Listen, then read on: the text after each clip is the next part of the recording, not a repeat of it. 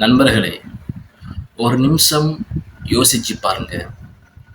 நீங்க ஒரு நாட்டுக்கு மருந்தும், உணவும், மனிதாபிமானமான அடிப்படையில் அனுப்புறீங்க என்று உலகத்துக்கே தெரியும்.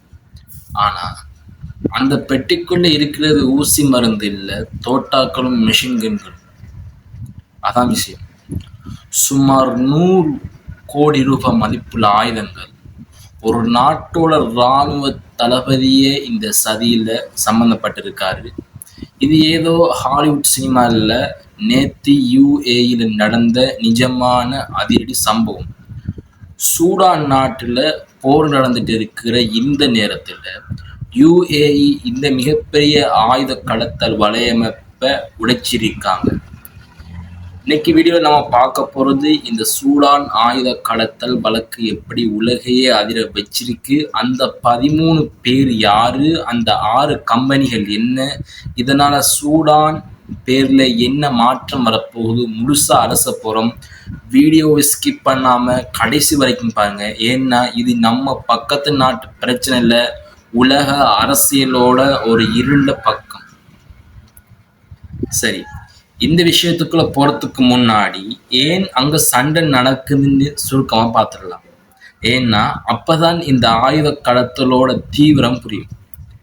2023 ஏப்ரல் மாசம் சூடான்ல 2 சிங்கங்களுக்கு இடையில சண்டை ஆரம்பிச்சு. ஒன்று SAF, அதாவது அந்த நாட்டோட அதிகாரப்பூர்வ இராணுவம், இதோட தலைவர் ஜெனரல் ஃபுர்ஹான். இன்னொன்னு RSF, இது ஒரு துணை இராணுவ படை. இந்த 2 பேருக்கும் அதிகார ஆசை. இதனால இதுவரைக்கும் 1 கோடிக்கும் அதிகமான மக்கள் அகதிகளாக ஒடுக்கிட்டு இருக்காங்க. சாப்பாடு இல்லை, தண்ணி இல்லை, ஆனா துப்பாக்கிகள் மட்டும் அங்க ஓயாம சத்தம் போட்டுட்டே இருக்கு. இந்த நிலையில தான் எரியிற நெருப்புல எண்ணெயை ஊத்துற மாதிரி இந்த ஆயுத கடத்தல் நடந்துருச்சு. இப்போ மெயின் மேட்டருக்கு வருவோம். April 30, 2026 UAE attorney general doctor Hamad Saif Al Hamsi ஒரு அதிரடி அறிவிப்பை வெளியிடுறாரு.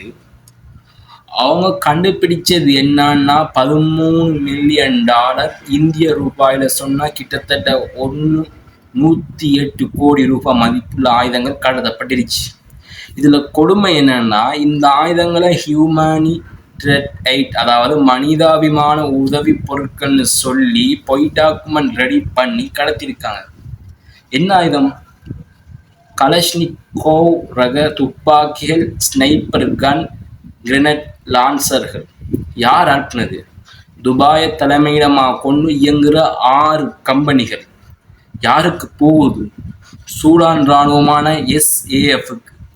பாருங்க, மக்களுக்கு உதவி செய்யறோம்னு சொல்லிட்டு அந்த மக்களை கொல்றதுக்கான ஆயுதங்களை அனுப்பிடுச்சாங்கன்னா, இதை UAE உளவுத்துறை ரொம்ப நாளா ரகசியமா கண்காணிச்சு இப்ப ஆதாரத்தோட பிரிச்சிருக்காங்க.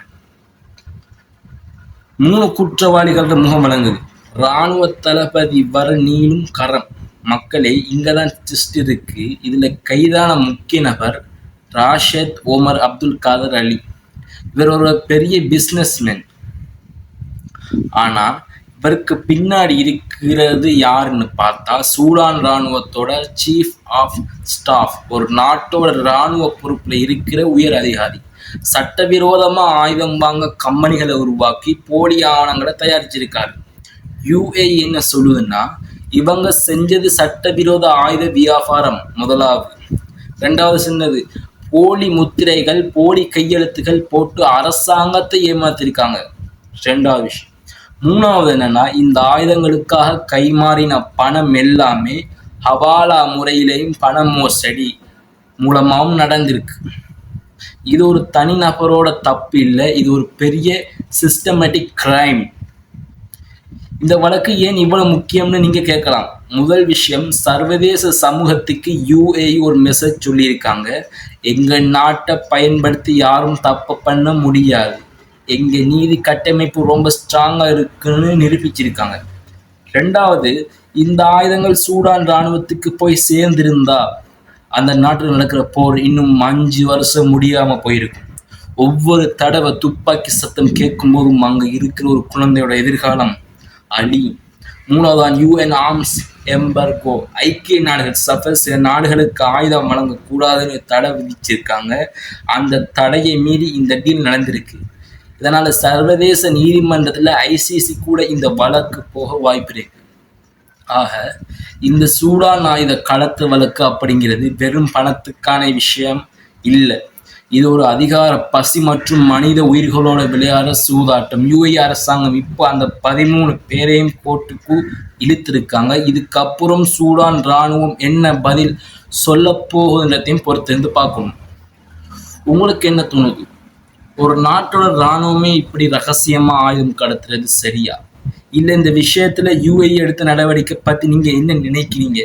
மறக்காம கமெண்ட்ல சொல்லுங்க. இந்த மாதிரி இன்ட்ரெஸ்டிங்கான அதே சமயம் முக்கியமான உலக அரசியல் தகவலுக்கு நம்ம IG வேர்ஸ் சேனலை சப்ஸ்கிரைப் பண்ணிட்டு போங்க. இந்த வீடியோ உங்கள் நண்பர்களுக்கும் ஷேர் பண்ணுங்க. அப்பதான் உலகத்துல என்ன நடக்குதுன்னு எல்லாருக்கும் தெரிஞ்சிருக்க முடியும்.